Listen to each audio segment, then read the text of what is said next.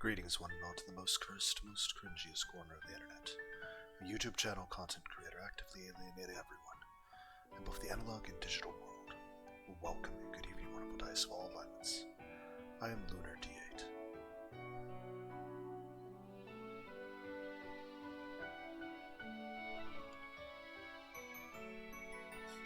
Senna looked up at me, her face wet with tears. There was no trace of the stern expression that had been there before. Destroyed. Noah too. It was a sad, broken face of a girl who'd lost her family. You tried to kill me. You don't have the right to ask me for anything. Takumi. I turned toward the tunnel, leading to Shibuya Station, leaving Senna and Kozuki behind. Two big gaping mouths, and beyond them only darkness. Passing through them would only bring me to Shibuya via the shortest possible route. I'm just going for my own reasons. Going to destroy Noah too, no matter what. Senna said something I thought, but I wasn't listening.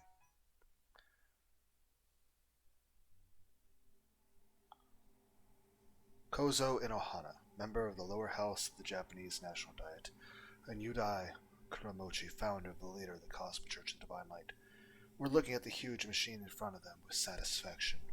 It was Noah too, and it was giving off an eerie roar. I was a little worried when you said it would kill 5,000 people. It was a big task, getting everything in order, and especially keeping the committee of 300 from finding out. Thank you for your cooperation. Noros bowed to them shallowly. But now that this is finished, 5,000 is a tiny, meaningless number. We're seeing the effects already. The cultivation of mankind has begun. The day when the whole world comes out is not far off at all. Inohana and Kuramochi looked at each other, sharing an unnerving grin. Norosi watched them unmoving and unblinking. I must say, though, Noros, you certainly are a man possessed of interesting tastes. Whatever are you referring to? Inohana gave him a nasty smile. He jerked his head in the direction of the artwork next to Noah too. It's a fine piece of work, very artistic. I'd like to have one for myself, I think. I don't think you want that, man. If you're in need of materials, I'll gladly offer you a selection from the finest of my believers. Oh, is Remy up there now? That's a very kind offer you're making, Mr. Kuramochi. What you see is bait. Bait? To make Noah 2 more perfect than it is. Well, if you say so, I won't inquire further. What I would like to see, though, is a practical demonstration of just what Noah 2 is capable of. That's an excellent idea. Why don't we have him do it right now? Norose gave a small shrug. His face was still an expressionless mask. How about this, then? Norose began speaking. By the time his sentence was finished, the demonstration had already begun. Both Inohara and Kuramochi were suddenly holding pistols in their hands. It had happened without the slightest change on the part of Norose or even Noah too. Amazing. Just like the real thing. Are you going to make them shoot themselves? Almost like a magic trick. It's no mere magic trick, I assure you. The guns themselves are quite real. Inohana and Kuramochi stared at the weapons intently, before giving a satisfied smile. Splendid, really. Indeed. A power to surpass God himself. I'll keep the gun as a souvenir, I think. Such tiny, unimportant little men. Norose's whisper went unheard by the other two. Now let's discuss the rest of our plan. First, we need to eliminate the committee of 300. Norose, you've done excellent work. We'll contact you later with your next task. The two went to leave the planetarium, both satisfied and pleased with themselves, but there is no need for that. What? What do you mean? Only then did the expression on Narose's face change. I'm secretly iiII, and I've already killed the Committee of 300. Yes, the Bleach reference. Though I still say there's a Bleach, the animated series. The voice of iiII sounds exactly like the voice of Ted. What was it? Ted Bear. Ted Bear from Cyanide and Happiness. I mean, he's got a good dental plan, I guess. His eyes narrowed and he tilted his head very slightly to look at them from a height. He was looking down on them, both in physical sense and in sheer contempt. I will take over the plan from now on, but not for the petty goals that you espouse, but for a more noble ideal.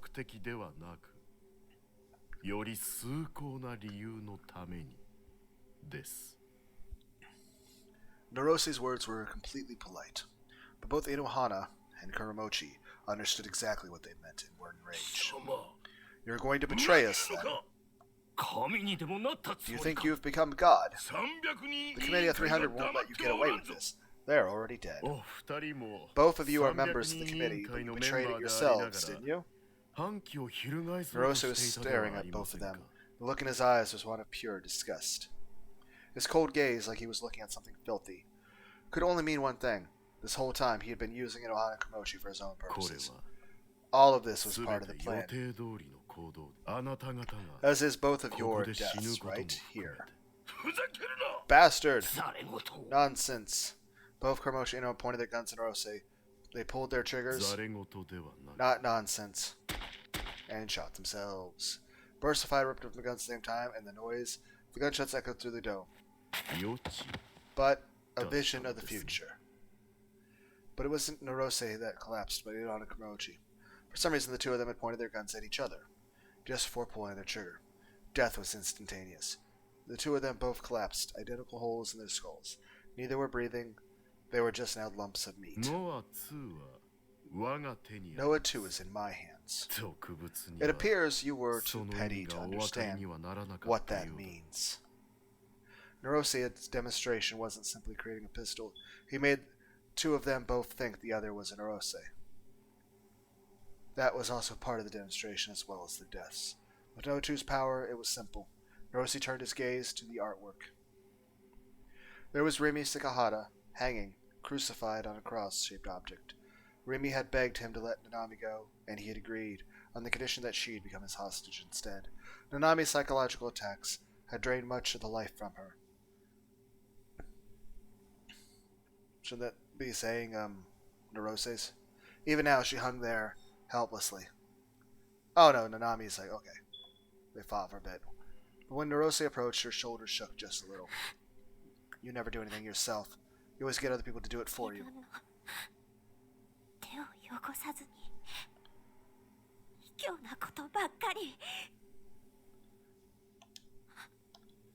You're the petty one.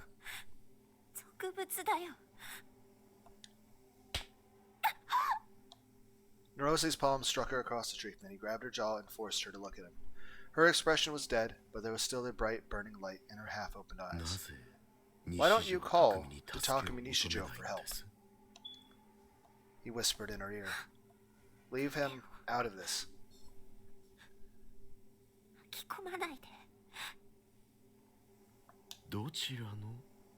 Which him are you referring to? Both of them. Either one would serve my purposes just fine. The creator of iiI or his perfect copy. Both of them have monstrously strong powers. Their code samples Noah 2 could be even more complete, more powerful than God. Rimi looked down, pain on her face.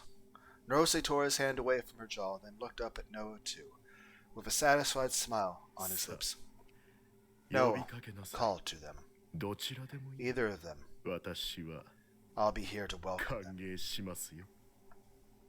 If anything, he was looking forward to Takumi Nishijo overcoming the trial that he had laid out for him and coming here.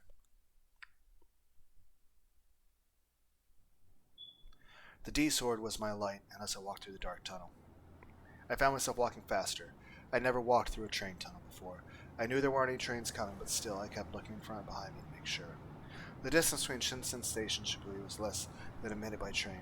It should be less than a kilometer away. Fortunately, the Ito-Kashira line tunnel hadn't collapsed completely. It felt like I could make it to Shibuya Station without too much trouble. There was one thing bothering me, though. What Kosubi had said before I left, she told me this.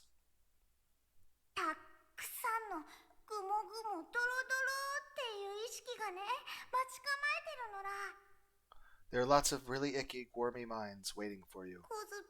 Kosubi can't help you, but be careful talking to me. Icky, wormy minds. What did that mean? I could assume they weren't friendly. I was starting to get scared. I was really lonely. I was here alone in this pitch-black tunnel. The idea of something awful waiting for me terrified me. I thought for a moment about turning back and heading to Shibuya Station via the surface. It was a tempting idea, but I couldn't afford to lose that much time. I drove away the fear by thinking about Rumi's smile. I held the D sword in front of me to light up the tunnel. The red light was eerie, and just made me feel more afraid. Suddenly something felt off. It felt like I had caught a glimpse of something strange. I looked around harder to see what it could be. There, 10 meters ahead of me in the tunnel, I saw something stick out of the ground. I looked closer. It wasn't sticking out of the ground. It was about 20 meters tall, and it was a Saratan figure. What? What the hell was an anime figure doing here? It was completely out of place. This was a dark subway tunnel, a train line connecting two stations. Most people would never be allowed here in their entire lives, and there, in the middle of the tracks, was an anime figure. It was my favorite version too, the post-awakening version, and her chest was smashed in. Was that my figure, the one I dropped in the confusion at the scramble crossing? What was it doing here? And it was standing straight up, with a seductive smile on its face and looking at me. What is Sarah doing here? So that's what I look like to you, Taki. I heard a voice. It was Sarah's voice, the way I'd always imagined it in my head.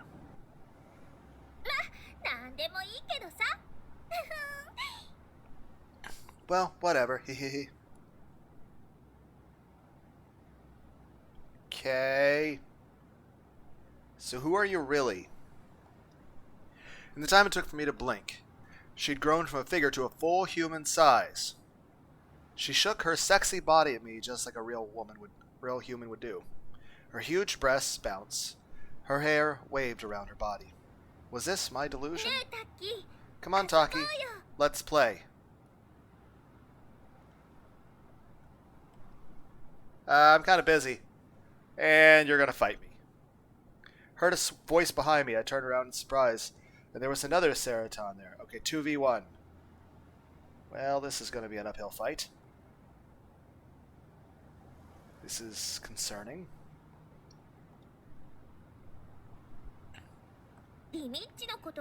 Just forget about Rimi. Not just behind me. To my left. To my right. The Saratans are multiplying. They were pouring forth out of the darkness. I watched them, feeling seriously creeped out. Before too long, the number of Saratans had reached 3 digits. Are there even enough room for that much in the... Apparently there is. Well, let's have some naughty fun together.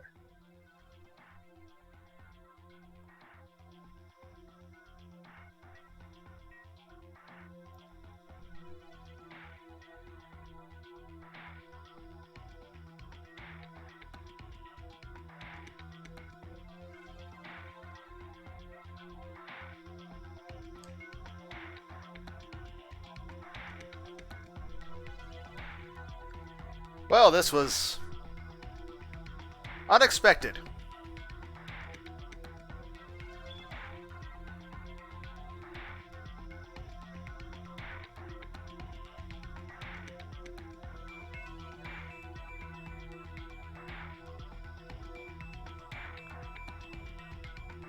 Also, pretty sure those eyeballs were not part of the designs in the past. It was just plain gold. So that's odd. The 100 Saratans surrounded me, speaking in unison. That's what you want, right, dork? Well, this is concerning. Well,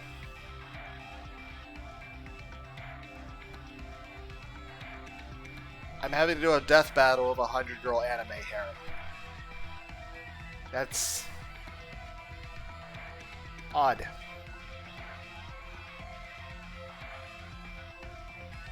One of the Saratans to my front charged at me with a smile on her face. She had a huge hammer in her slender arms, and she was swinging at me. The impact was real. When I blocked with the D-sword, I could feel it travel through the blade into my body. She'd hit hard. My hands felt like they were going numb. Couldn't even feel the pain. I couldn't even feel the pain. And then I understood. This was real. It wasn't a delusion. All of them were real booted. All of them were my enemy.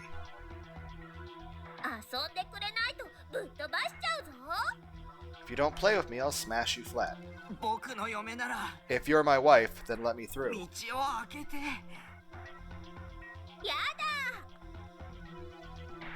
No way. Then, I just have to force my way through. I gripped the sword tight. The flames decorating the handle burned brighter. More red light started coming from the sword. I swung at her, at my wife. The blade had no weight. It's traveled smoothly right along the path I'd wanted it to travel. And it sliced her in half. There was no sensation of cutting through flesh or bone. It barely took any strength at all. Sarah's sexy body was cut clean in half diagonally and fell to the ground in a spurt of blood. Even her organs were realistic. They were a nasty, glistening pink. I looked away. I'm sorry, Sarah. I'd killed my favorite anime character with my own two hands. For an otaku, nothing could be more painful. But still, I had to keep going. Imagine you had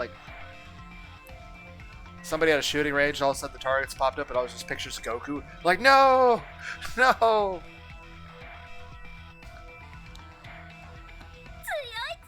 You're so strong. That's my Taki. I love you when you're like this, Taki. Make me feel even better. This is Let's Play. Hey, I'm doing a Let's Play. Let's Play. Anyone reminded the Slan fight with Guts in the Berserk manga?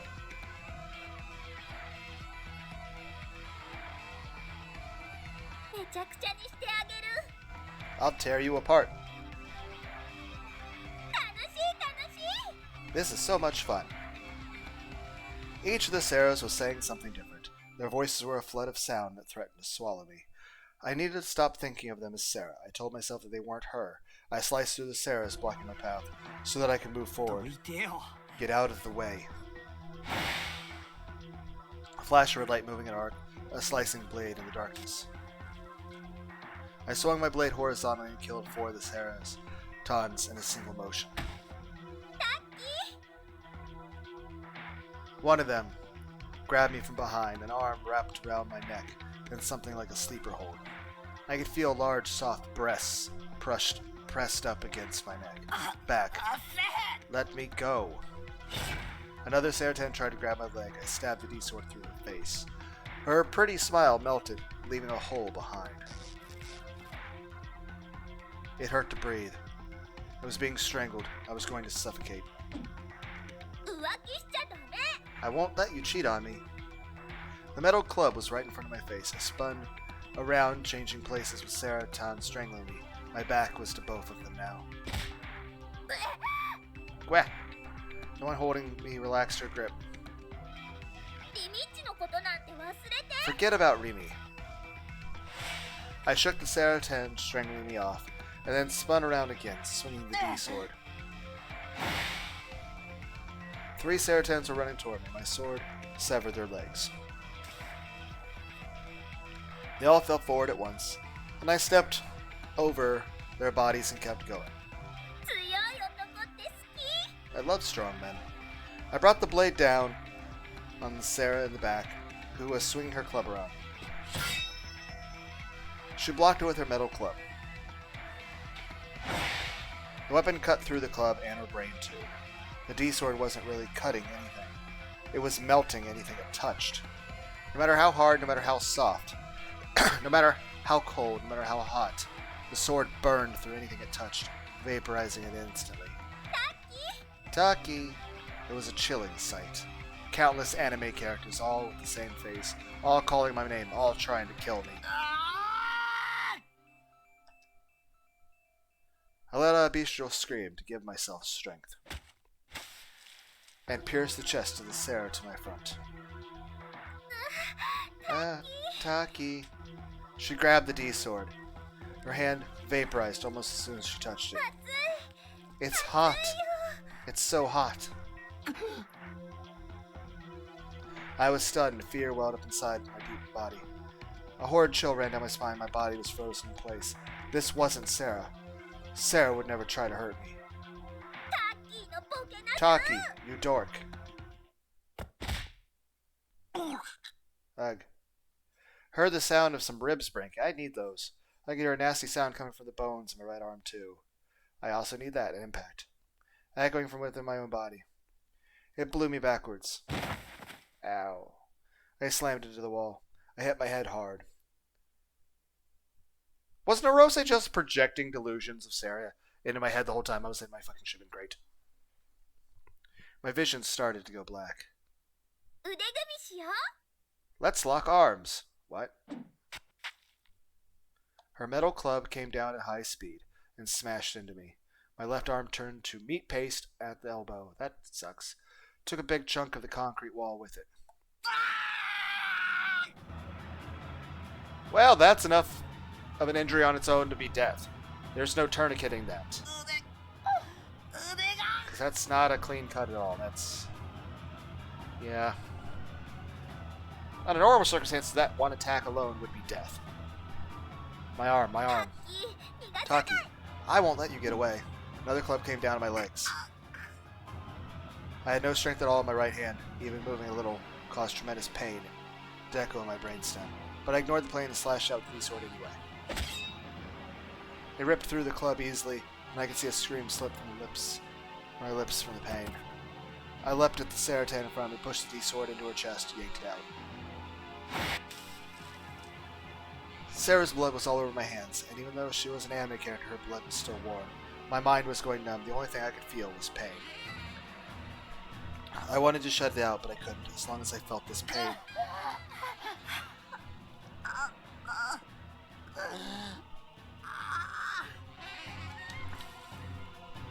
Thick red blood was pouring from my crushed left hand.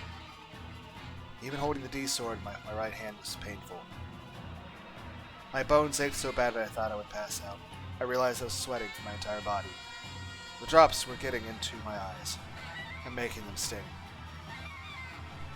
My vision was going blurry. The Sarahs were rushing toward me, getting close. Their happy laughter echoed in my ears, shaking my eardrums. Suddenly a thought came to me. With these kinds of injuries, I might not last more than a few hours. But I was fine. I was a delusion. By tomorrow, I'd disappear anyway. It didn't matter how badly I was hurt. As long as I could save Remy. As long as I could destroy Nora too. If they wanted to take part of my body, I'd gladly give it to them. So, get out of my way. Let's be together. The club came at me once more. I thought about dodging it, but the exhaustion and pain slowed me down. And we're knocked out. It hit me straight in the temple. I could feel the massive spike embedding itself into my skull. The world shook. I blacked out. It was dark before, but now I couldn't see anything. I rolled, and as I rolled, I checked to make sure the D-sword was still in my aching right hand. I tried to stand up with my crushed left hand. Exposed bones smacked into the bare ground. What felt like an electric shock ran through my body for a second. I passed out. I woke up immediately. My vision came back. My body was floating. My legs touched the ground. I used the centrifugal force from being knocked back to charge into the crowd of Sarahs. I swung my right hand.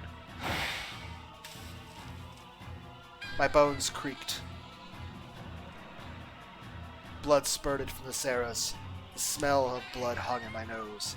Was it my blood, the Sarah's blood? I couldn't tell anymore.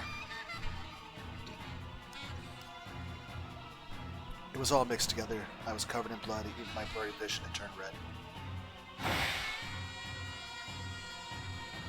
I kept lashing out with the sword. I didn't know how many I'd killed now, or how long it would take. It felt like the Sarahs were multiplying infinitely.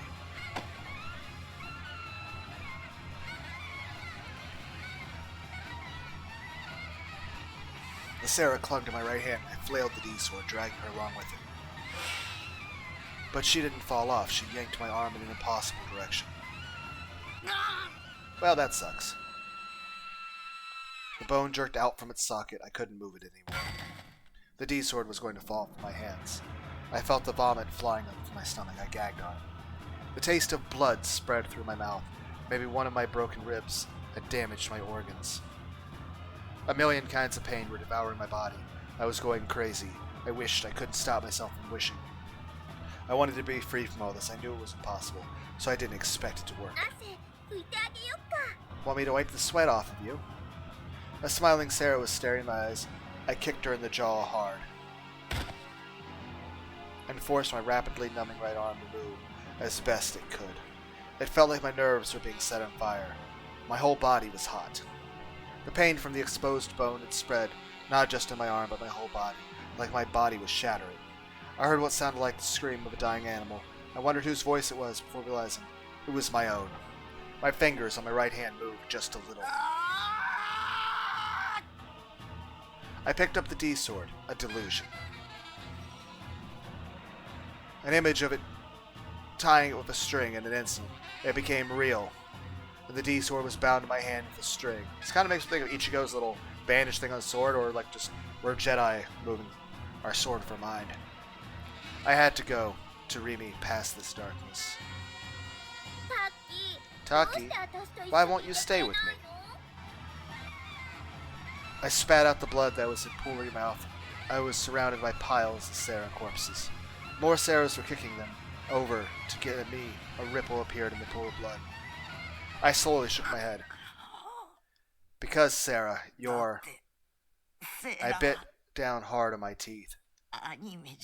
You're an anime character.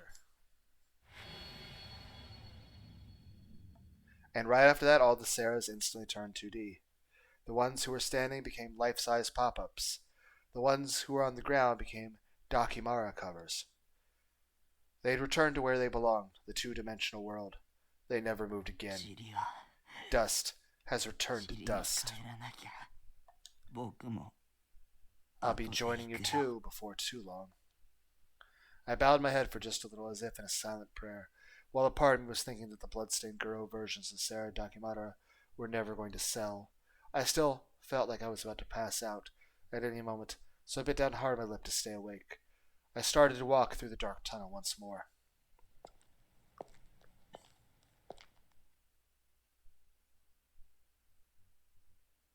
Inside of an old building near Shibuya Station, east entrance. The rest of the buildings were either partially or completely destroyed, but this one wasn't. On its roof was a planetarium, one which had closed several years earlier.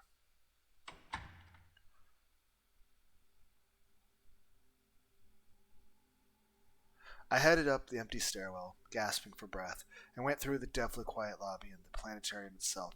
I gasped when I saw the huge device inside.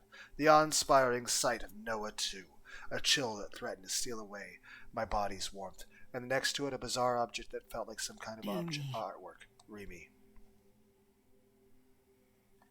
It was shaped something like a cross, and Rimi was bound to it. She slowly looked up when she heard my voice.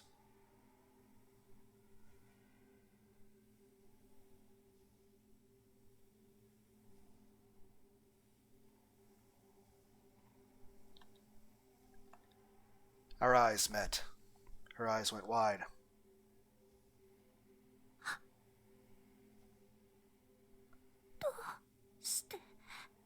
Why?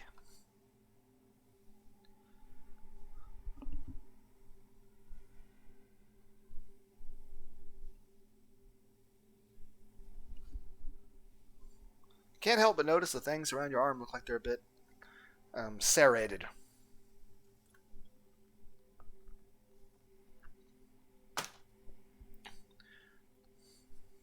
I mean, you could at least made it comfy. instead of like dangerous. Why? To save you. Her eyes went wide. Dummy. Baka. You're such a fool. She shook her head sadly. Look at you. You're a mess. You didn't have to do this. I told you to wait for me. You weren't going to come back. Why? Because I love you. Because I love you, Ruby. But I couldn't say that. Covered in blood with one arm crushed, I couldn't tell her I'd come to save her because I loved her. I was nowhere near being a knight in shining armor, and she'd probably think I was creepy anyway. I was basically a stalker, right? And if I told her how I felt, it would just be a nuisance to her. After this, she was going to live out the rest of her life. After this, I was going to die. Telling her how I felt would only give her bad memories. So instead, I said something else.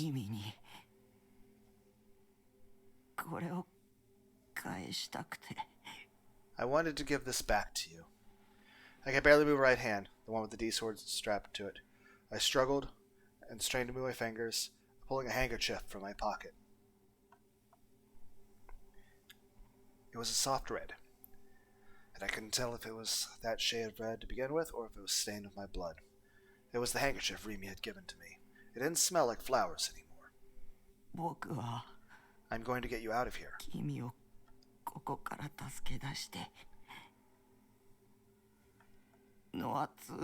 Destroy Noah 2 and give back this handkerchief. That was all I could do. Once that was done, I'd have no regrets when I disappeared. And honestly, I didn't think I could do anything more than that. All my senses felt like they were going numb. Maybe the pain was so bad that my brain had shut off the sensation from some of my nerves. I could barely move my body. More and more blood poured from my arm. My eyes were blurry. I felt so cold, like I might pass out the second I let my guard down. Taku.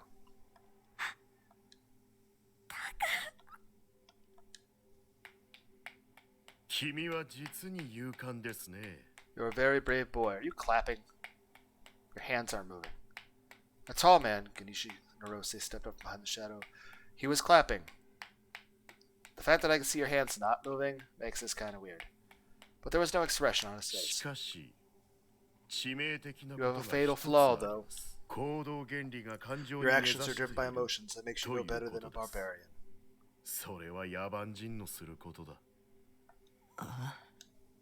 I couldn't really understand what he was saying. It was all I could do to process the pain. I couldn't deal with any words except Remy's. Taku, run. The minority must be sacrificed to protect the interest of the majority. Do you think that's evil? I certainly don't. Humanity's current path will inevitably lead to its destruction. Human greed guarantees it. The human heart is an ugly, ugly thing. A flood of selfish desires. Human society is already on the verge of collapse and rot. Everyone thinks only of themselves, and their selfishness drives them to kill and steal. If you truly awakened as a DDRmaniac, then you must have seen for yourself what the human mind truly is. I awoke when I was young. I've seen it for decades. The Committee of 300 says they're working to stop mankind destroying itself, but the real goal is to turn the entire world's population into cattle. They call it the Human Cultivation Project. And even that, in the end, is just an attempt to satiate their own egos. My goal is far grander one. I realized something very important, you see. If I was going to rebuild the rotten world, simply changing the social order wouldn't be sufficient. I would need to change the hearts of all mankind. Thus, Project Noah. With Noah 2, I will eliminate all negative pollutions from the human heart. I will make it pure and clean. War will disappear, and I will give mankind eternal peace. In your case, no one would look dead. look down on you anymore. His long speech finally came to an end. I almost fell and spent all my strength trying to keep myself upright. I'd been lucky he'd given me a chance to rest for a while. You know, I might be able to sympathize with you if you weren't, hurting innocent people. I really don't care that you shot the politicians, though. Or made them shoot themselves or each other, whatever. But...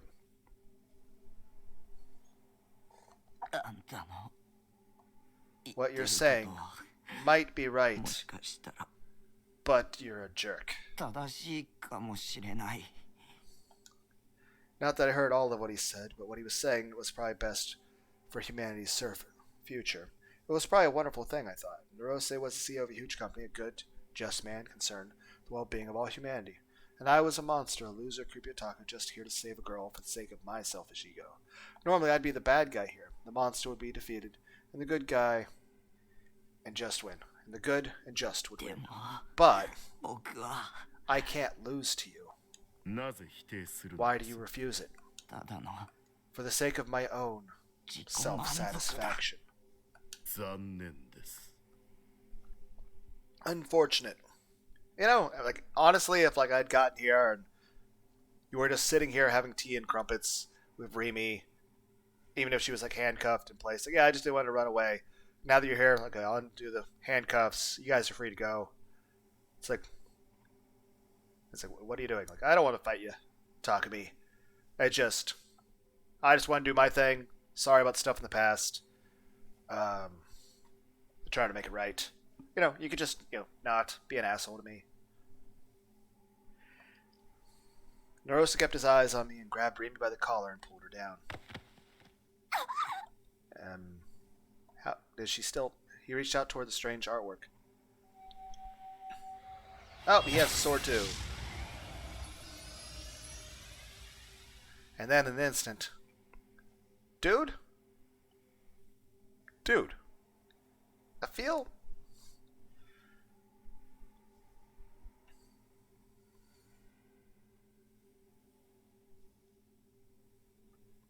that's a bit much.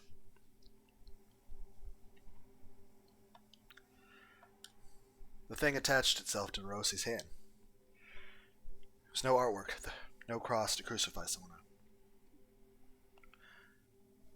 on. Okay, so I didn't expect the big-ass fucking thing in the room was actually your fucking D sword.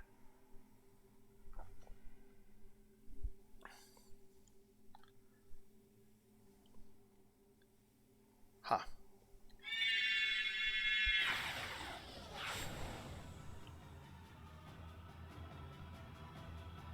Why does that remind me of the Arbiter's fucking sword?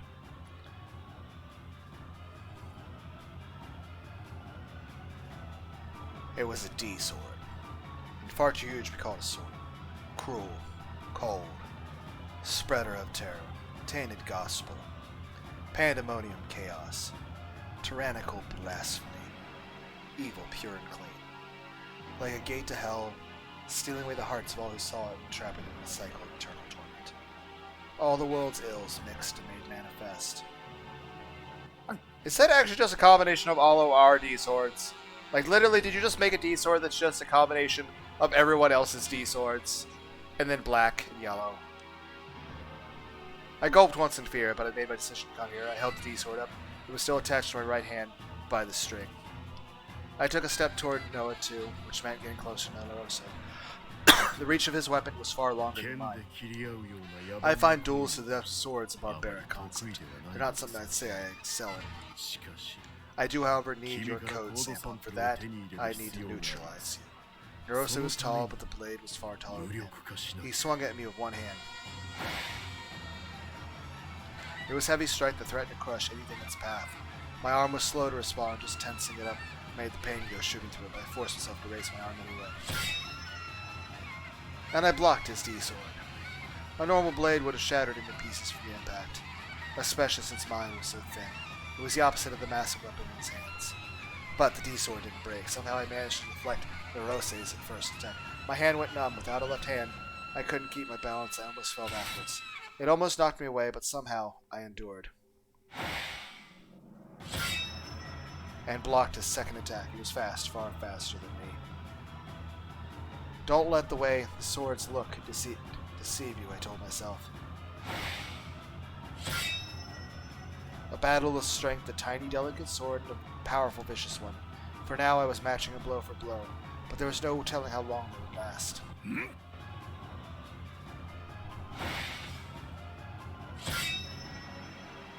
A fourth strike, the swords collided. He changed the way he was holding the blade.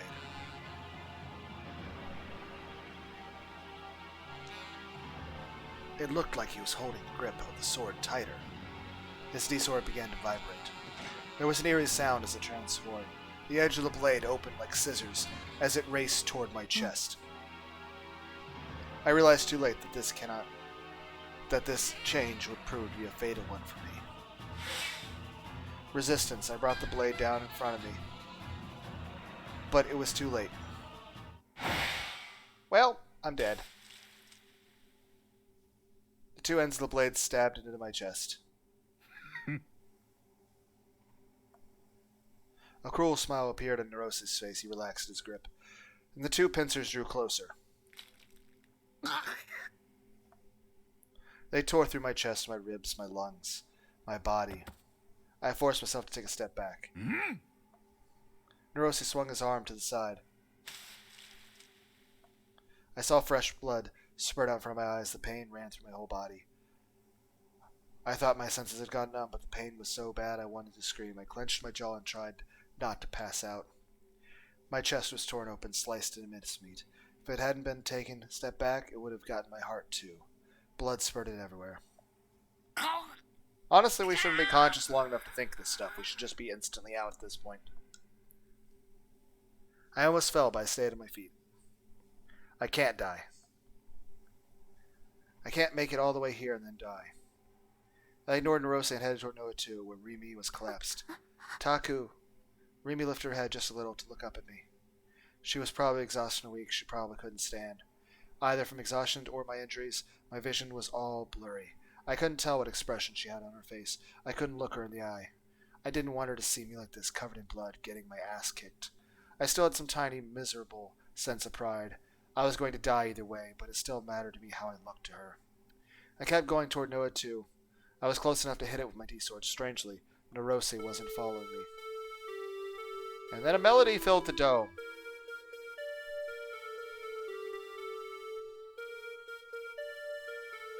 Is there a person inside the fucking Dyson sphere thingy with a cell phone texting me memes? Did the fucking Noah 2 call me?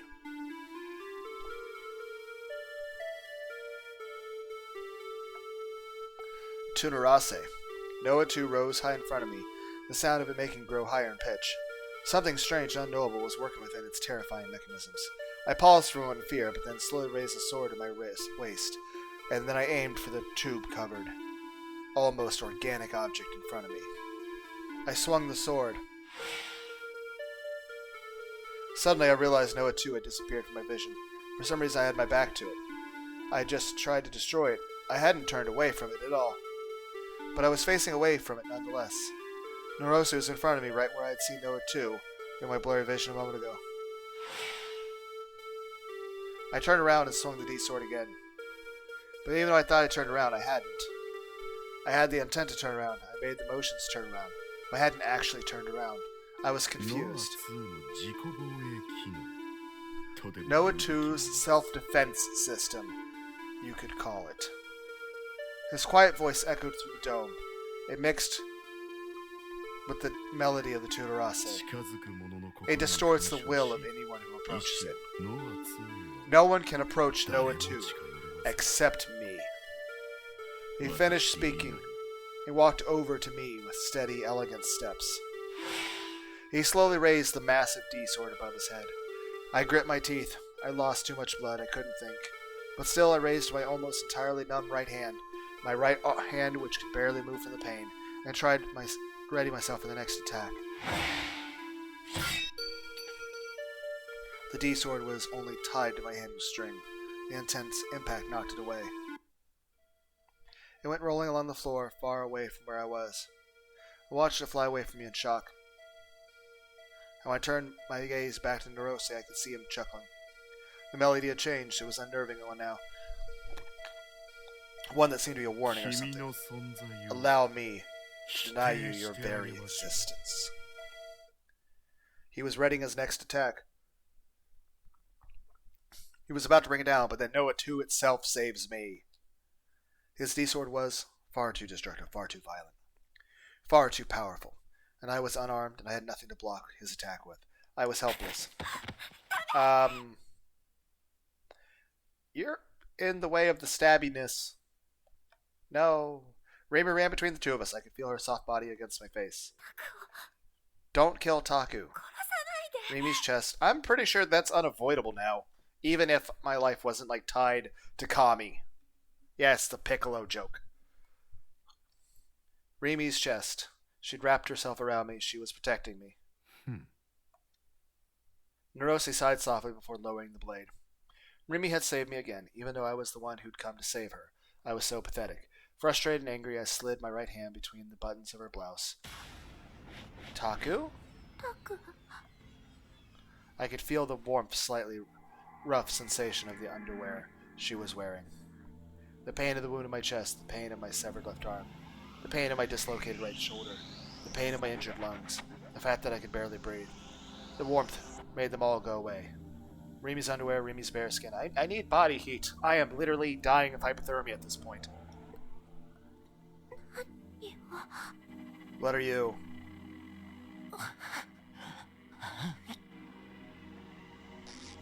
I ripped the buttons on the blouse. I tore apart the clothes, concealing her body. Okay, where is this going? Whoa! What? I exposed her underwear. Am I being mind controlled? Taku, stop. No. Remy twisted her body to get away from me. I clung to her tightly. I didn't let go. Stop it. Stop it, Taku.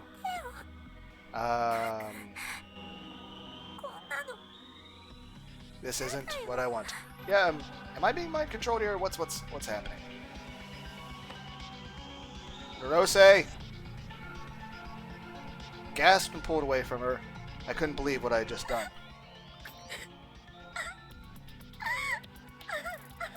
Even after I let go, she covered her chest with her hands, sobbing sadly. She'd tried to save me. Why had I done that? Yeah, what's going on? What was I doing, especially at a time like this? Why was I making her cry? The truth is... Whoa, no?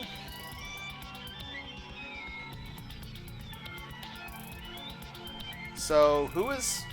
Because I don't think you're Narose. The truth is, you want to... Remy Sakahara. No?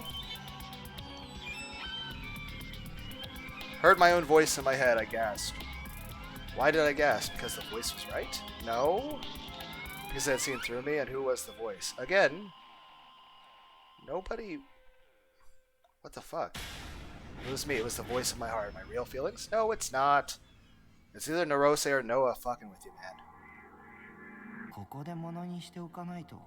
This is your one shot. You don't take it, Shogun's gonna take her instead.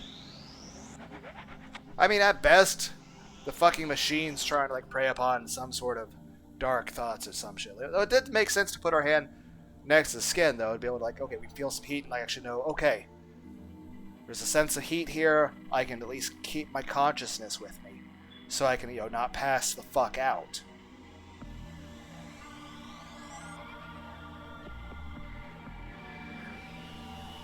Is there a human brain inside fucking Noah, too?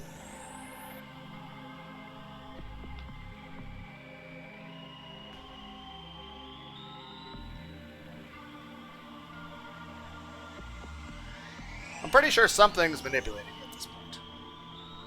I will say this. That is not something I think most people would want under any circumstance. Because if you're going to actually, be with somebody, one, you want both people to feel safe, and I mean, why would you ever want to do something with somebody that doesn't want to do it with you as well? That'd just be gross.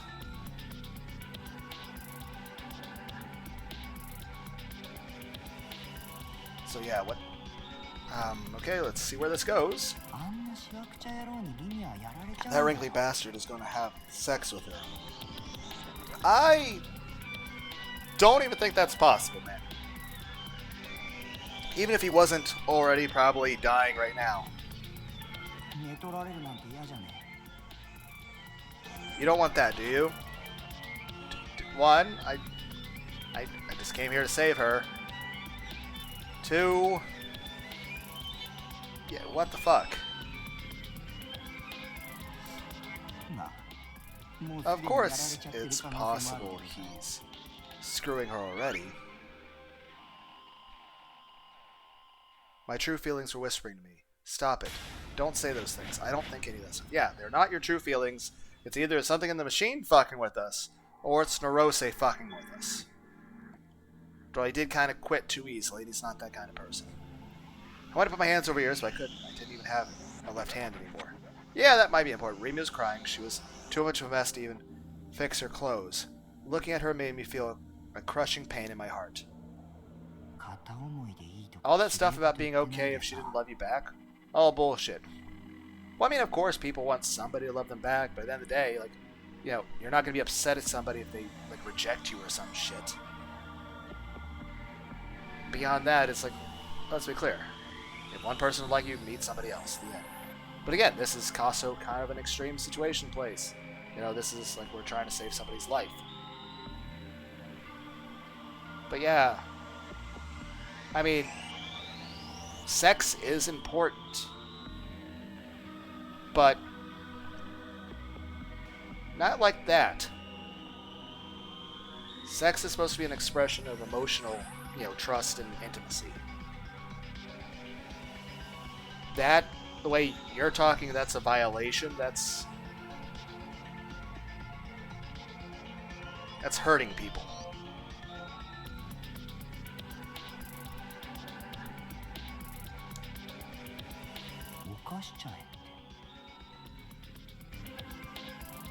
Well, this is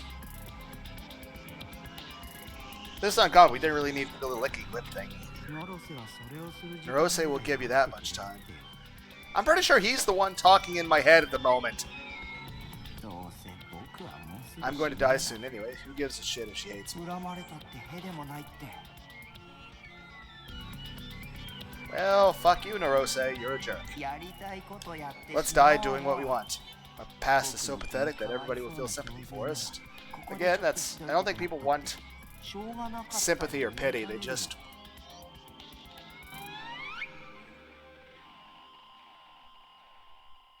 want legitimate respect. And that's, again, no. Even if we do something bad, nobody will blame it. Again, no, you still blaming you if you do something like that. That's still very wrong. This was my delusion, a bad habit of mine. So I need to make sure I didn't listen, make sure it did influence me. My weak heart was trying to lead me to take the bad way out, the easy way out. Right now, I couldn't listen to it. And anyway, Remy said she felt bad for me. If she meant it, she would let me do it. Again, that's not how that works. That's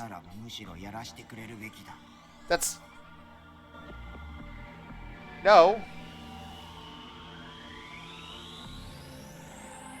I don't think anybody wants pity sex.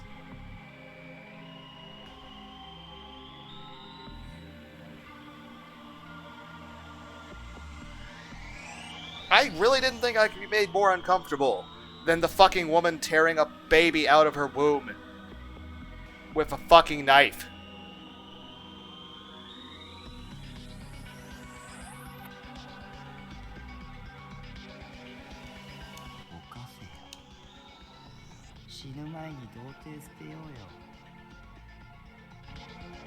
That still wouldn't count. You'd still...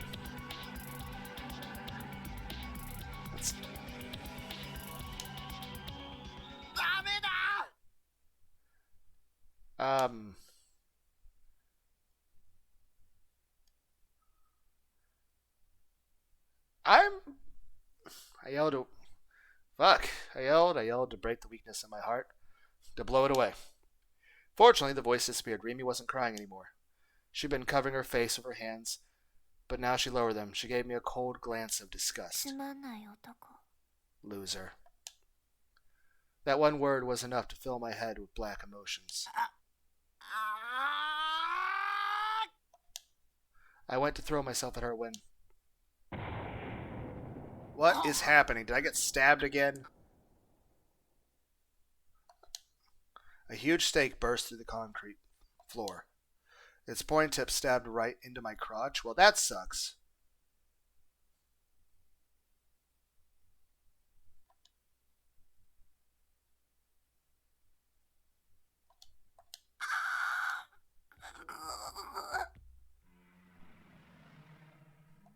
Okay. I couldn't understand what was going on. My legs left the floor. I couldn't escape. The stake worked its way deeper and deeper into my body. The pain was unbelievable, but not enough to kill me. The stake kept growing taller until it lifted me a full meter off the ground. The slightest movement caused intense pain in my crotch. I couldn't move an inch.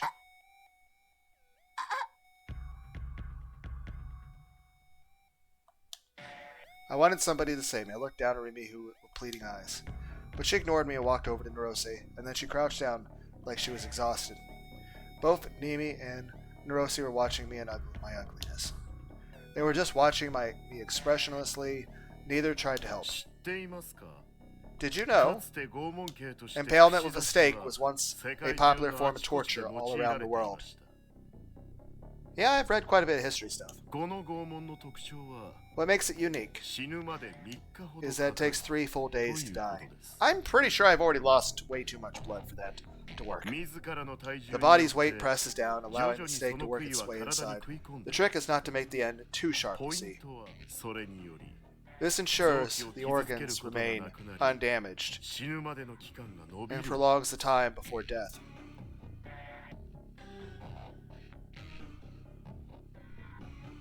When the stake bursts from the mouth or the shoulder, the execution is complete. I'll be watching you until that happens, for the next 3 days. Until you die. She seems to feel the same way. Remy slowly nodded. Of course, it's possible that blood loss from chest or arm injuries will kill you before that.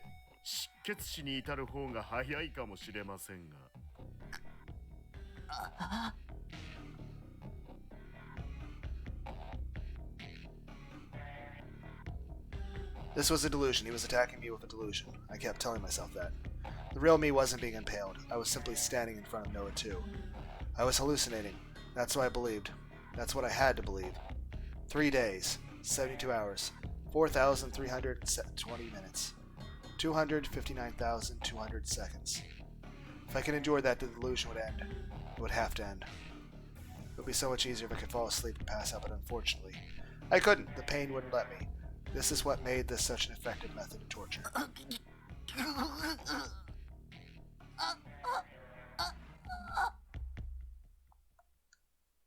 If this kept up, I was going to go crazy.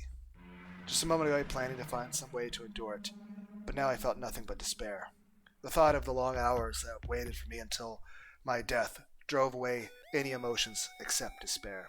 I wished he'd just kill me. Again, stuff like this, or Demonophobia or Hellraiser, I feel is a good way of being like a practical application of, hey, look at the shit in the past that humans have done to each other. Does anyone deserve that? Even then, imagine somebody doing that stuff in eternity. What's the point of torturing people? How much time had passed? There were no clocks around me. I couldn't tell. I wanted to see a clock, but if I did, the slowness of the seconds passing would break me. I gripped my teeth. A waterfall of sweat was pouring off my body. My throat felt parched. I quenched it with the blood that would sometimes work its way up from my stomach. Inside my body, I could feel the stake working its way gradually up, digging deeper inside me. I could feel it inside me. It was a countdown to death. At some point, it would work its way up through what remained of my chest and come out through my windpipe and out of my mouth.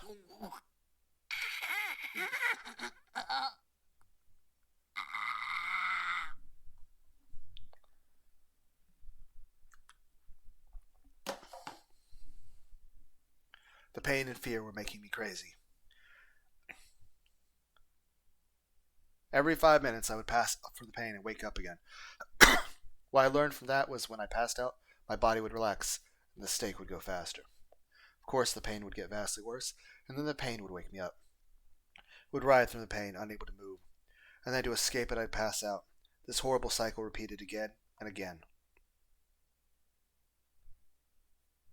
Even when I was awake, my vision blurred. For some reason, the pain felt a little bit better. My vision was dim. I thought that maybe it was night, but there were no windows in the dome. That couldn't be it. It was probably from lack of blood, I thought. There were very small amounts of blood trickling through my chest to my left arm. If only more would come out, I could die an easy death from blood loss before the stake killed me. I had an idea of trying to move my crushed left arm, the one that no longer existed below the elbow. But it wouldn't move. The nerves were probably already dead.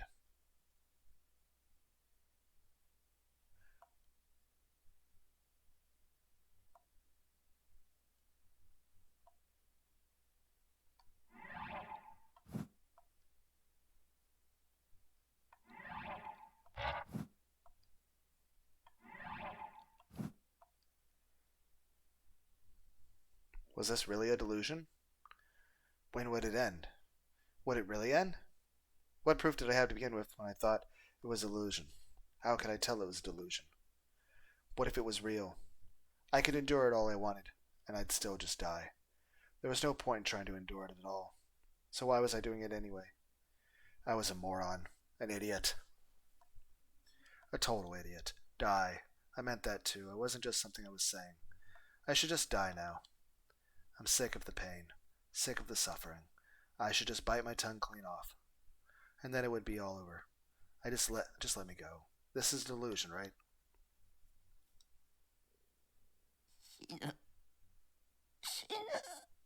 Gonna die.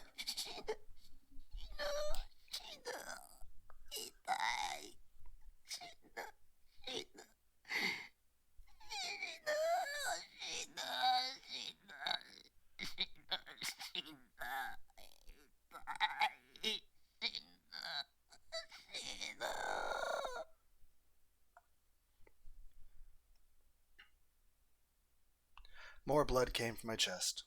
I ceased to be able to breathe.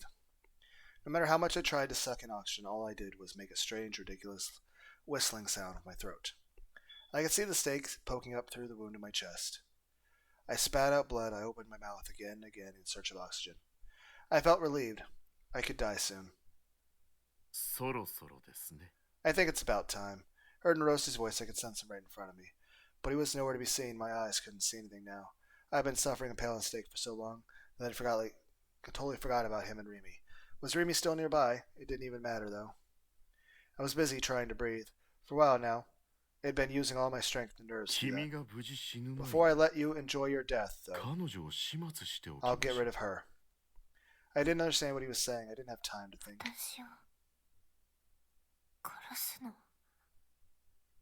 You're going to kill me. Yes, that's correct. Go ahead, say your last words.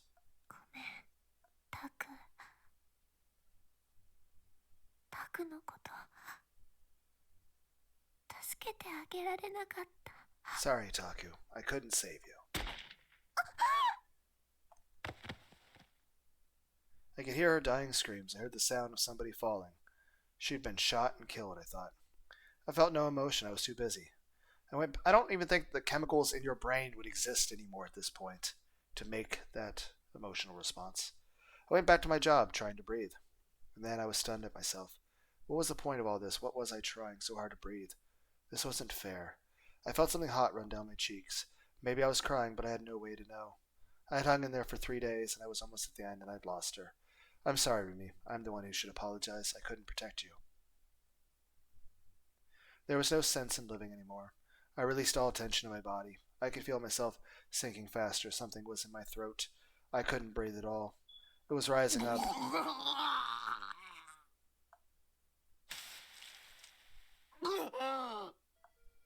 I came back to my senses. The sense of having something inside my body disappeared. I wasn't impaled. The only blood was on my chest and left arm. How much of that had been a delusion? My brain's processing speed couldn't keep up. I couldn't understand what was going on. Narosi was in front of me, D-sword held high. So you're back. The 3 days you experienced were only a second in the real world. So, it was a delusion. I whispered, relieved. Narosi's D-sword came down like a hurricane. My top half fell away from my bottom half. My vision tilted. From my waist down, I was still standing up. From the waist up, I was falling. My body had been sliced in two. The cut was unbelievably clean. I stared at my lower half, confused.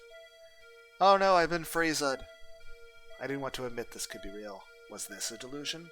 I hoped it was a delusion. Please be a delusion. Taku.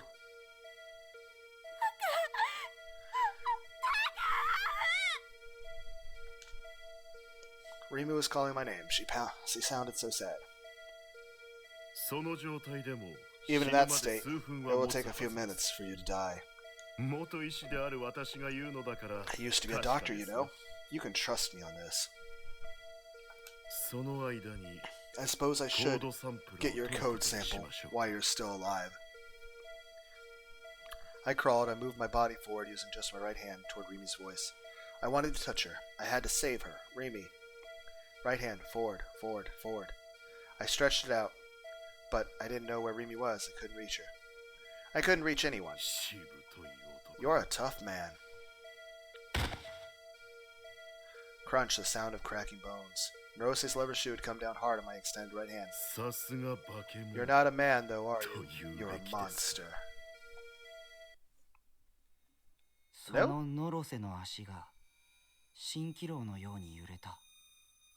Okay. Narosi's legs started to shimmer in the air like a mirage. The pattern on the floor tiles started to blur. Heaven and earth spun. Floor and ceiling were reversed. I was clinging to the ceiling. Blood was pouring from my severed torso. Like a faucet opened all the way. The blood was draining from my body. Even my organs started to pour out from the wound in my arm.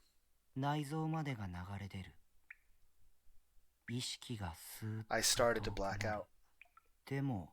But I couldn't black out all the way. A puddle of blood formed. I was lying in its crimson sea. Cthulhu. A beating heart. Right in front of me. Ripples formed in the pool of blood. I stared at it in a daze.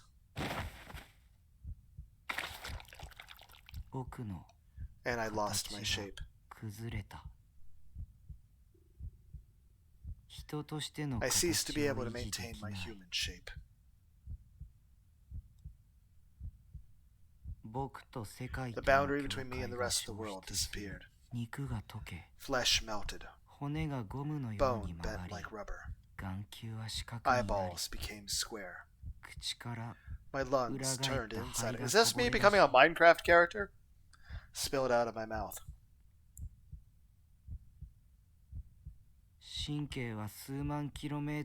My nerves were stretched out 1,000,000 kilometers. Every wrinkle in my brain was carefully flattened out. My body turned to jelly.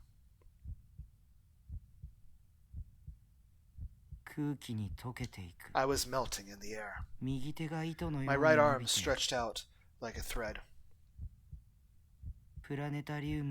Out of the planetarium.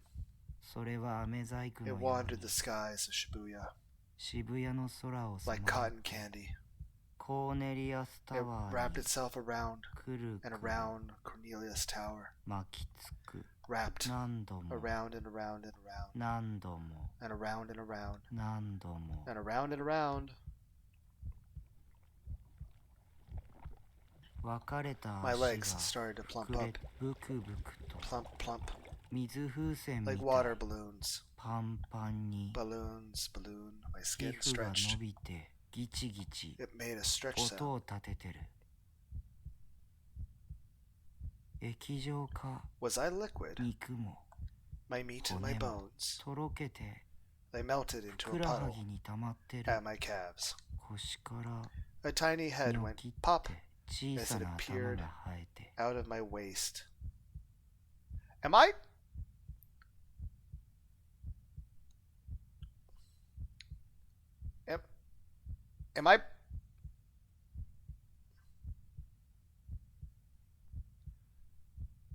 perfect or cell? Am I being reborn out of myself from a single cell? Its big white eyes looked around and around and then at me. Hello? And then my head went spurt.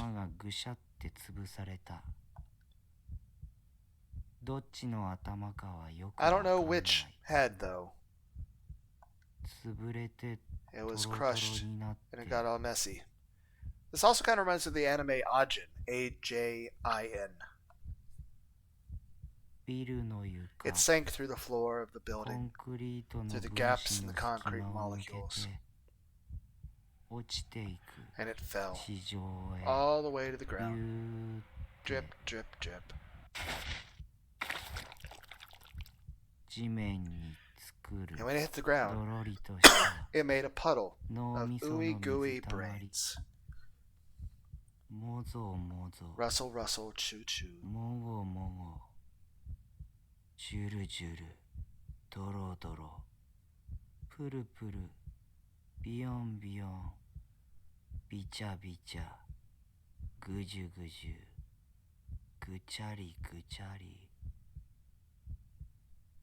This would be an awkward way to learn how to speak Japanese. It's like your vocabulary is a bit concerning. Chew, chew, slurp, slurp, ooey gooey, shake, shake, bounce, bounce, drip, drip, spurt, spurt, crunch, crunch. Now there's two of me. Now 2 becomes 4. Now 4 becomes 8. Now 8 becomes 4. 2 becomes 8.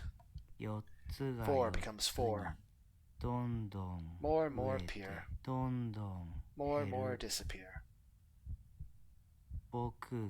Lots of me. None of me. What am I? Just what am I? Am I what? I. What? What am I? What? Mata. 君は妄想なんかじゃないよ。 You're not a delusion. I, 見てごらん。 Look.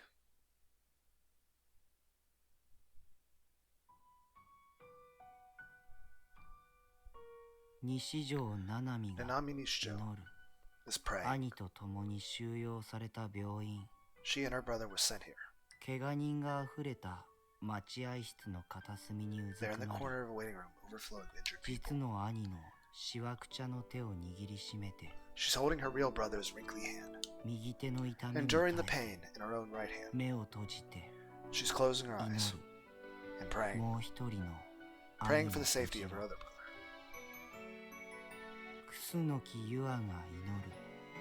Yua Kusunoki is praying in the rubble of a collapsed building, inside a large shipping crate, half buried and lying on its side.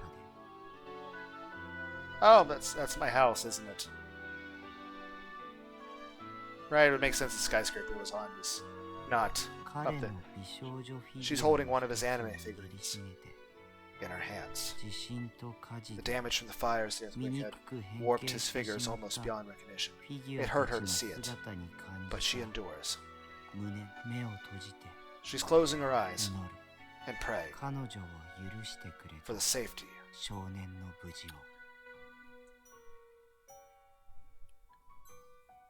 of the boy who forgave her. Ayase Kishimoto is praying at Sume Academy, now a shelter for survivors. She's on the roof of the school, looking up at the sky. In her hand, she holds a paperback book filled with myths and legends. An uncountable number of delusions cover what remains of Shibuya, and the evil within them pains her, but she endures. She's closing her eyes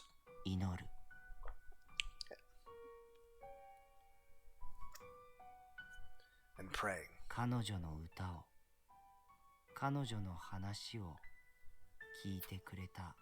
For the safety of the boy who listened to her and her songs.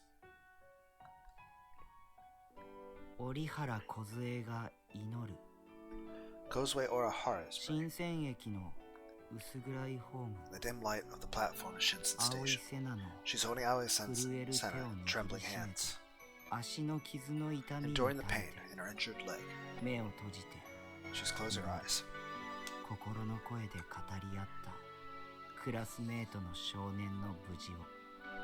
Praying for the safety of her classmate, who she spoke to in her heart. Aoi-sena is praying.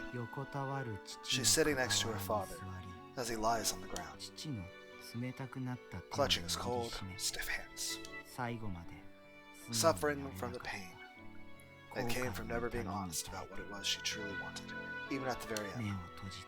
She's closing her eyes and praying for the safety of the boy, who tried to grant her wish in his own awkward way.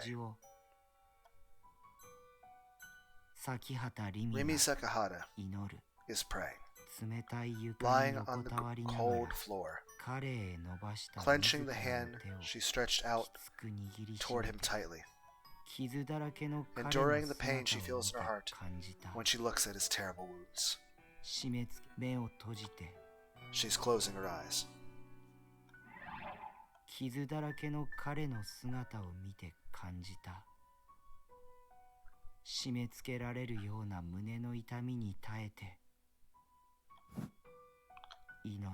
In praying for the safety of the boy she tried to protect, the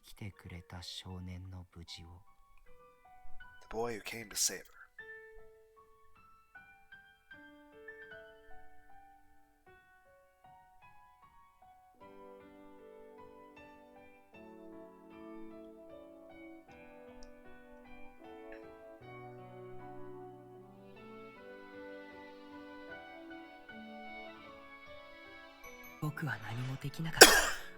I was helpless to do it.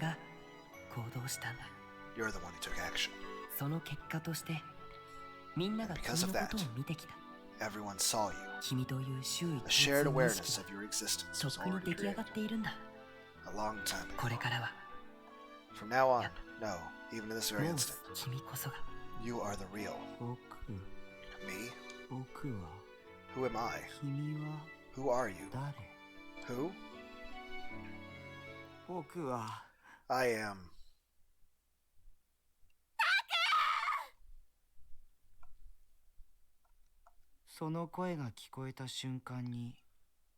Taku. The second I heard that voice.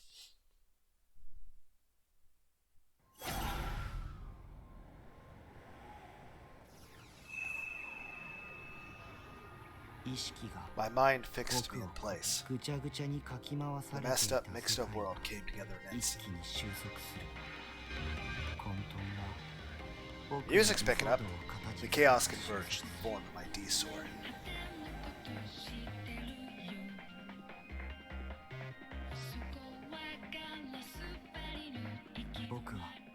I regained my shape. The world regained its shape. I am me.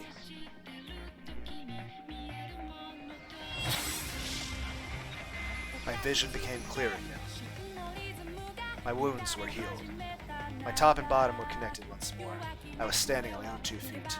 The pain was completely gone. My heart was completely at peace. Good.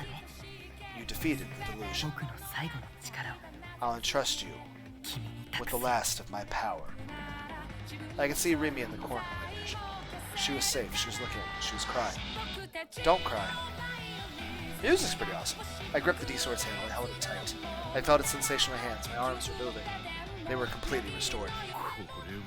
This is a truly interesting phenomenon.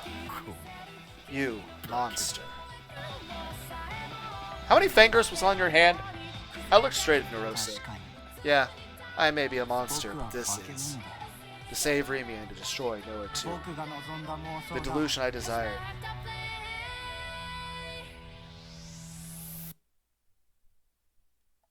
Narose's response was fast. He still didn't have Takanishi's code sample. He'd thought he'd pushed the boy to the brink with a delusion attack, but now the tables had almost completely turned. He couldn't let that happen. Narose charged. He brought his D-sword up from below. He sliced across Takami's chest. The D-sword could cut through anything.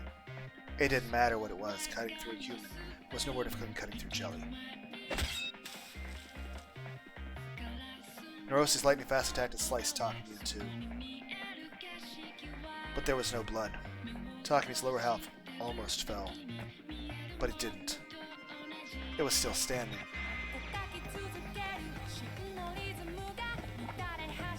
And in the next moment it regenerated, uninjured as if it never happened. And then he regenerated. The body that was split apart a second ago just already grown a new head, a new right arm, and a new right shoulder. I shut off my sense of pain. Takami took a step toward Narose. Narose grimaced. He flipped the D-sword over. So since you abandoned the shape of your body, you can take any shape you want? It's thanks to the delusion you showed me. He hadn't been able to maintain his shape as a human, but he had taken that delusion and made its own shape. Did I become Jiro Froggy? Did I become Jiro Frog? He wasn't regenerating. He was replenishing.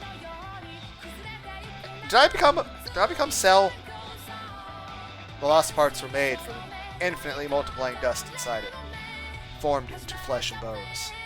His shape wasn't fixed. Like an amoeba, like a slime, he could change it to be whatever he wanted. That was the reason Takami had called himself a monster.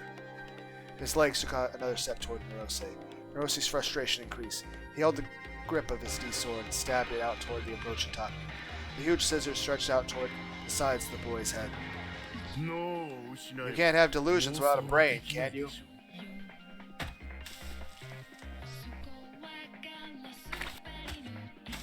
He crushed it, as one would smash a watermelon. Blood spurted everywhere. But Takami's body kept going forward. The regeneration replenishing only took an instant. When his foot touched the ground, as if nothing had ever happened, as if it had been replaced with a new one, his head was there, undamaged. Narose understood he couldn't win. No physical attacks with his D-sword would be effective. His enemy had taken his delusion attack, his attempt to deny their existence, and turned it to their advantage.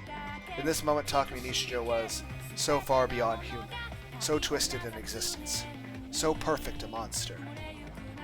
But Narose couldn't give up. He thought of using Noah 2's power to blast Takami with countless antiparticles. Nothing could withstand a collision of antiparticles without turning into negative matter and collapsing in on itself. If destruction from outside was impossible, then he would have to destroy his foe from the inside. Good idea. Takami had read Narose's thoughts. What? The light of Takami's D-sword changed from red to black. Black flames shrouded the blade. It roared and stretched out. It was as if it was a huge black snake. It kind of reminds me of the dog attack that Alucard used against Luke Valentine in the Hellsing anime.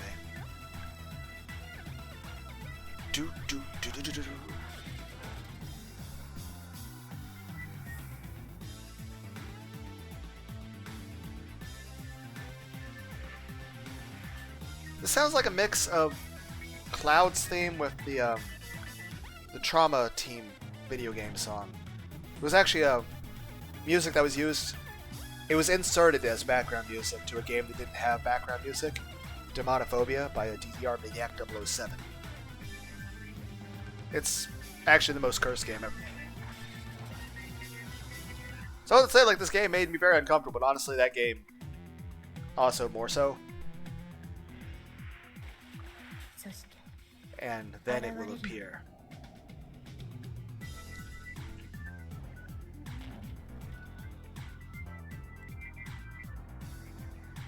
It wandered the room, too big for the dome. It scraped against the roof, it scraped up against the floor, as if it was eating away from both. devouring them. The great black serpent of wicked hearts, that which is the same and yet different, which swallows all destruction, can shatter the body of the king of wicked hearts. The snake's body was composed of antiparticles, particles which would cause anything they touched to collapse in on itself. It was an all-devouring torrent of destruction. Tentacle games aren't really my thing, but I'll make an exception for you. I don't think I need to look that up in the tips list. You know, there's a tips list right here. I don't think we need to look that up. Takumi swung the D-sword where he stood. He pointed the tip at Narose.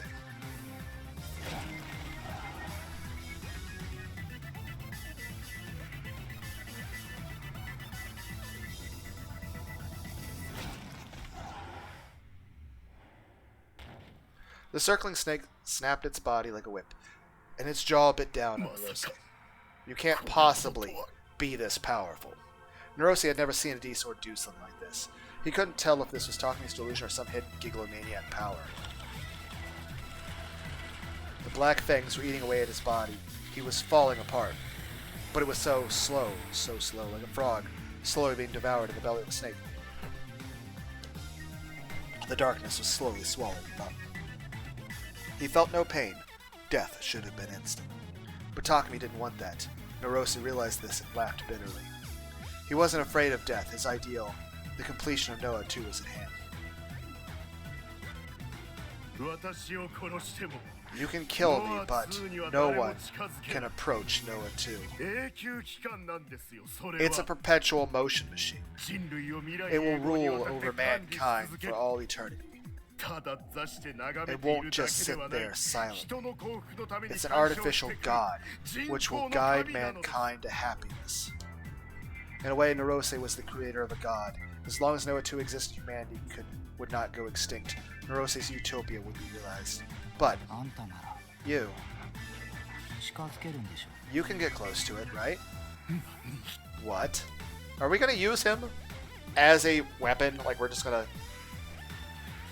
like a mace? The snake holding Narose began to move and raised the body up high. I'm going to smash you into it. That means you're the key. Narose's expression was one of pure shock, but quickly changed into one of pain. The snake flung his body in a circle like it weighed nothing. Takumi gave a quick glance at Rimi. Their eyes met. What was she thinking right now? It would be easy to read her mind, but Takumi didn't. I mean, that's kind of an invasion of privacy, yeah. It's okay with Kozupi, because Kozupi actually, you know, she opened that door. She was what she wanted, but this, like, I feel like this. If you have telepathy, in general, you shouldn't read other people's minds without permission. Or, like, it's an emergency life and death situation. You're trying to, like, save somebody, not just out of curiosity or manipulation. Looks like I was able to save you. He quickly looked away. His gaze was now fixed on Noah 2, still emitting its roar. The seat of God, which none could approach. A cradle that showed happy dreams. Oh, happy dreams, my ass. Everyone's living in a fucking earthquake land. I'm sorry. He whispered to no one in particular. I might be humanity's enemy, I guess. This machine would create an eternal paradise. Would it really? A future without conflict. And now Takumi was about to ruin it. Is it really a peaceful future if it's just because everyone's drugged at that point? I mean, yeah, it's like there's no more fighting, but also everyone can't make decisions for themselves. Now Takumi was about to ruin that future. Whatever that was wrong or right, Takumi didn't know. But you see it all the time in myths, right? God screwing things up for the sake of a girl. So I think I'll do the same. It's like I said, Pokemon. Sacrifice humanity's happiness for the sake of a girl he loved. Takumi drew the hand which held the D-sword back behind his body. Breakthrough!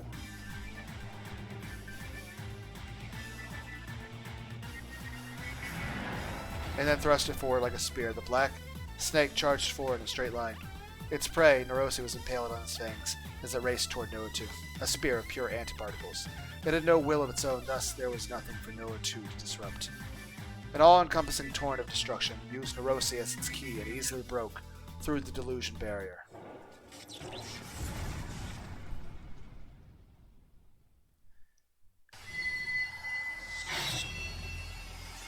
Okay. Okay, that was the dude's sword. And are we in a cutscene movie?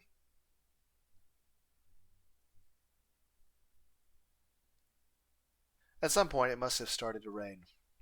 There was a violent explosion. A shockwave picked me up like a rag doll and sent me flying.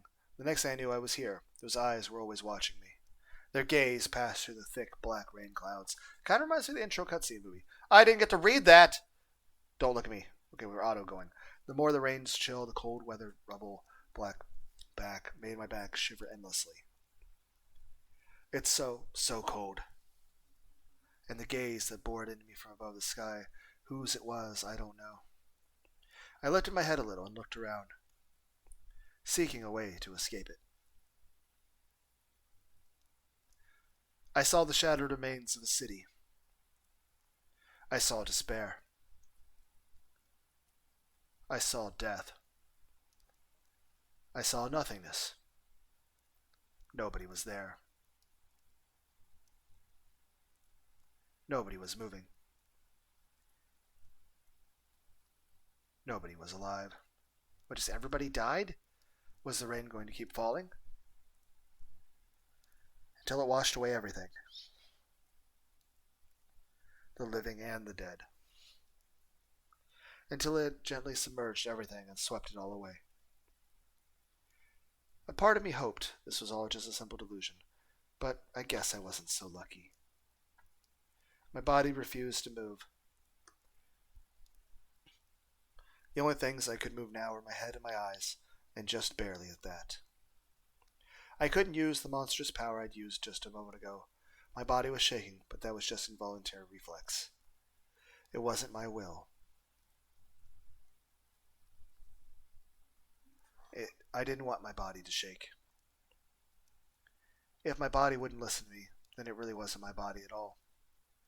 Maybe it never listened to me in the first place. Nobody knows where the soul is really kept after all. So who could be sure that my soul was really inside this body? But if that was the case, then where was I? Was I here? Was I nowhere? In this broken world where nothing moved, I suddenly heard a sound that wasn't the rain of death. A single someone came out of the nothingness. Who are you? Do you look so pale? Because you're cold? Or because you're dead? But she wasn't shivering. She wasn't shivering in her eyes, which were hidden almost completely beneath her bangs.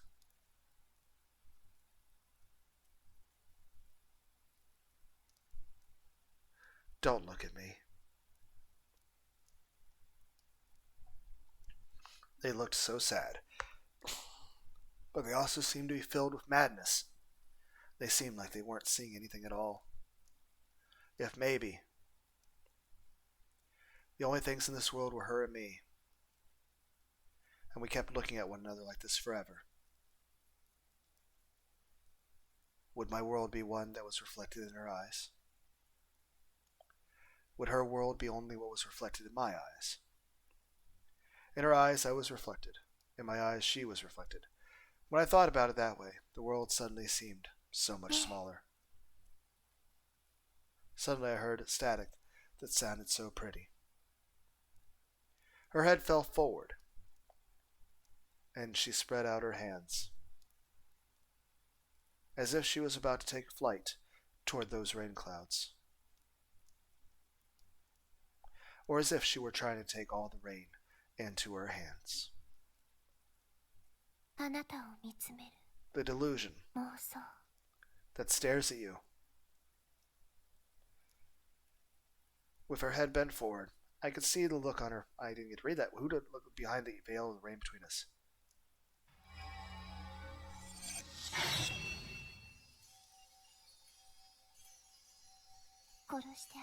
I'll give you rest now. An angel? Are those wings of light a blessing upon me, or...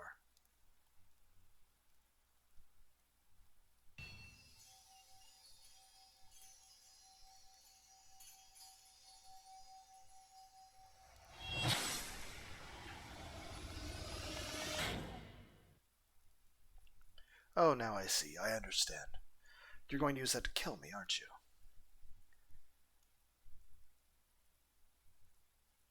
Slowly she dropped to her knees in front of me. She was still bent forward. She embraced my head gently. I felt relieved that she wasn't looking at me, and let her take me into her arms.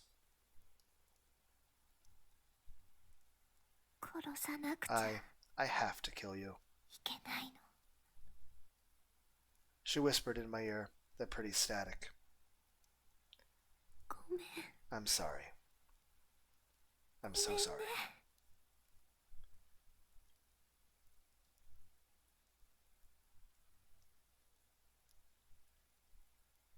Do I have to push a button now? There's no need to apologize. If I don't disappear, the other me, the real me, will die.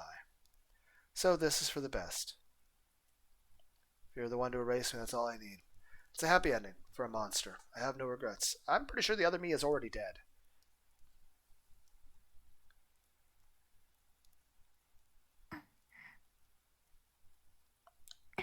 I felt something warm, soft, gentle, and sweet. It was like a drug. The faint sensation of her breathing tickled my cheeks. I had smelled something so very sweet. Suddenly I felt a pressure on my chest. The huge sword in her hands tore through the skin of my chest, ripped through the meat behind it, slid between the bones, and sank through my body. But her kiss was like a drug, and I felt no pain. Suddenly I felt sad, like my tears were going to start overflowing.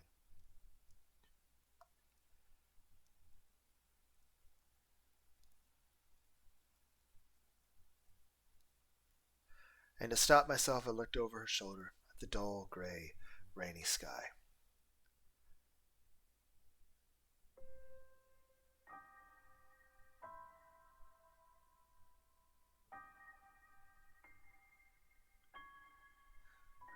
It's a really good game. I like the soundtrack a lot.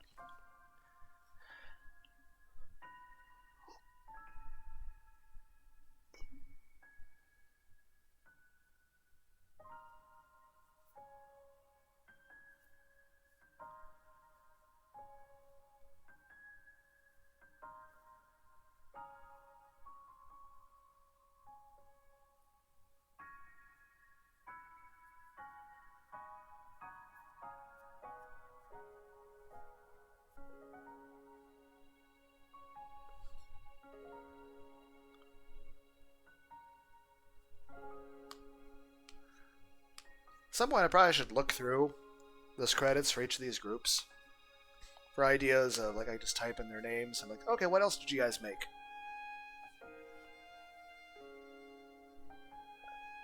At least the ones I can read.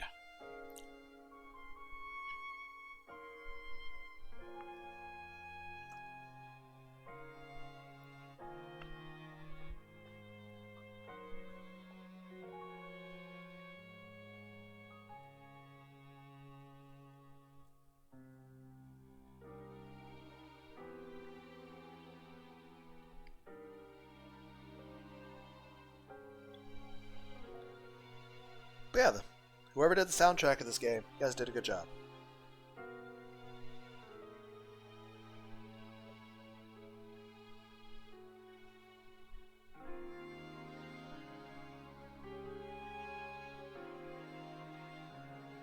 That being said, there are like a bunch of them. Yeah, I have 12 of 34 achievements. So I feel like there's more game.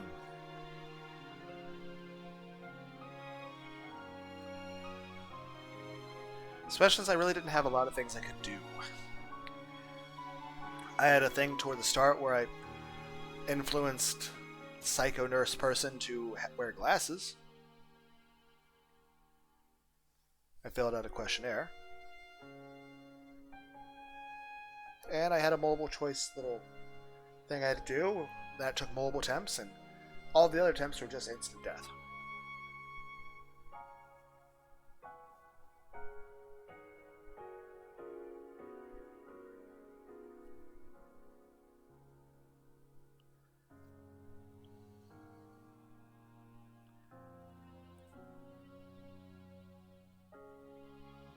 But oh, it's a good game.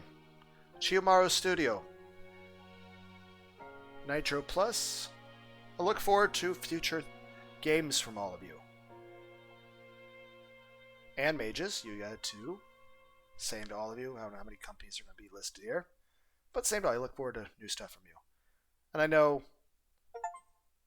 Okay, I got the Silent Sky end. Ending A. Okay. So... Extra CG library is now available.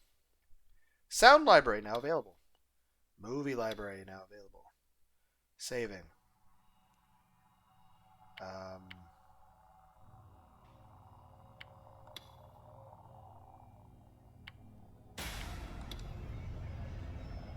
How do we only have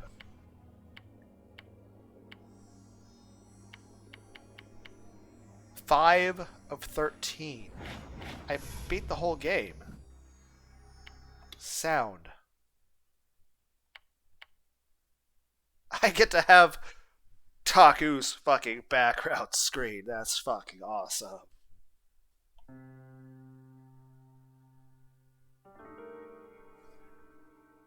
Soundtrack is pretty kick-ass in this game. Maybe at some point I should go through all these for a video. I don't know.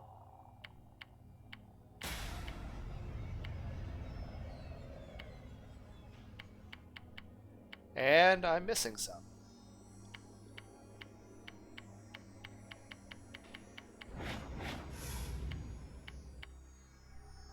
What do you mean search? Okay, I can't actually click on the search bar. Okay, CG library. We are missing quite a few CGs.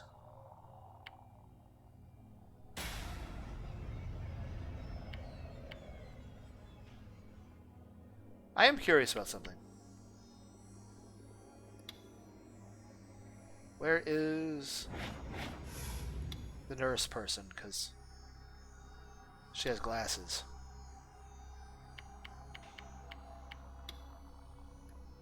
Oh, I can zoom in.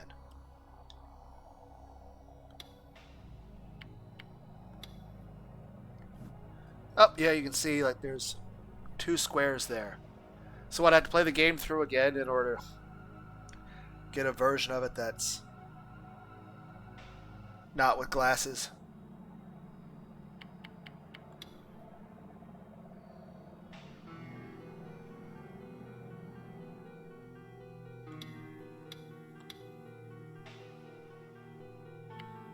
Okay, like this one says there's 2 different versions of this picture. How was I supposed to get the other one? I don't think I really have a lot of choices I get to make in the game.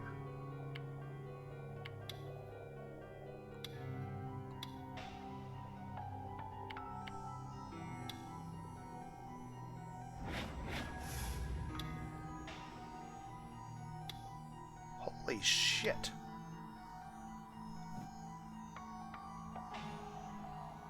Okay. And that's not even...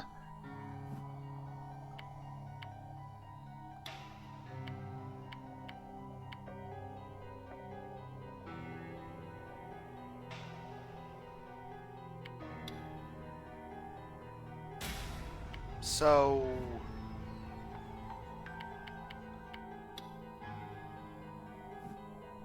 I don't know how to get more. I'm going to have to actually look up a guide.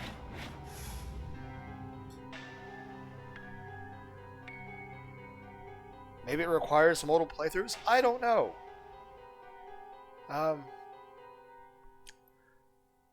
So let me know in the comments if you guys want to see more of this. I mean, I'll at least look into the guides and stuff. Bye.